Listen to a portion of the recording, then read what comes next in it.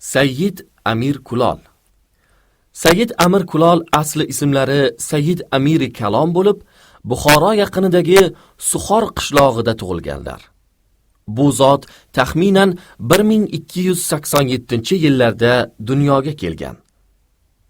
Kulolchilik bilan shug'ullanganliklari sabab Miru Kulol nomi bilan mashhur bo'lganlar.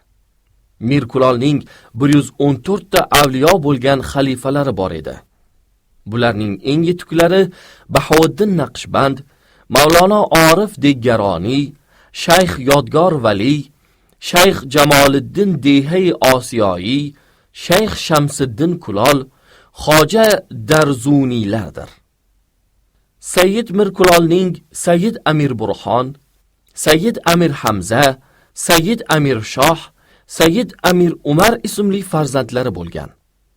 Maqomoti Amir Kulolda naql qilinishicha, Hazrat Mir Kulol bo'ydoqlik davrlarida Romitan tumanidagi bog'larning birida o'z tengqurlari bilan ittifoq bo'lib choponlarni yuvibdilar va birodarlarga aytibdilarki, ey yoronlar, choponlarni paxsa devor ustiga yoymaylik, chunki u yerdagi tikanlarga ozor berilur. Zinhor daraxtning shoxiga osmaylik, shoxlar egilib jabr bo'lur. Zaminga ham tashlamaylik, o't o'lanlar xarob bo'lur. Bu gapni eshitib, ne qilarini bilmay qolgan birodarlar so'rabdiki, Amir, siz choponingizni qanday qilib quritasiz? Hazrat debdilar, men choponimni ustimga tashlab, quyoshda o'tiraman va shunday qilib quritaman. Ey yoronlar, agar paxsa devordan bir parcha uzilib yerga qulasa, yo daraxt shoxi sinsa, yo chorva yeydigan o'tlarga zarar yetsa, Xudovandga qanday uzr bildirurmiz?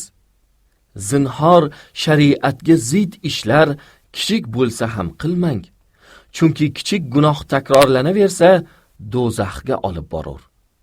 Payg'ambar alayhissalom istig'for bilan katta gunohlar ham kechiriladi. Muttasil qilinaverilsa, kichik gunoh ham kattaga aylanadi deganlar. Hazrat Amir Kulol deydilarki, to taqvoni ro'zg'oringiz shiori etmasangiz, Alloh taolo sizga to'g'ri yo'l eshigini ochmaydi. Hazrat Amir Kulol deydilarki, siz bir serdaraxt boqqa kirdingiz.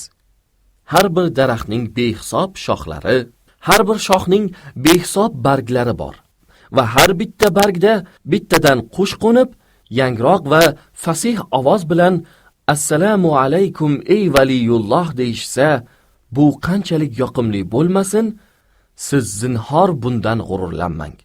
Shu zahotiyoq ham zohir, ham botiningizdan Alloh taolodan qo'rquv joy olsin. Goho banda Alloh taolodan shu qadar qo'rqsinki, do'zax faqat men uchun bino qilingan degan fikr uning qalbida bo'lsin. Va goho Allohning rahmatidan umidvor bo'lib shodlansin, zero Xudoning nazdida butun olam gunohini mag'firat qilish qiyin ish emasdir.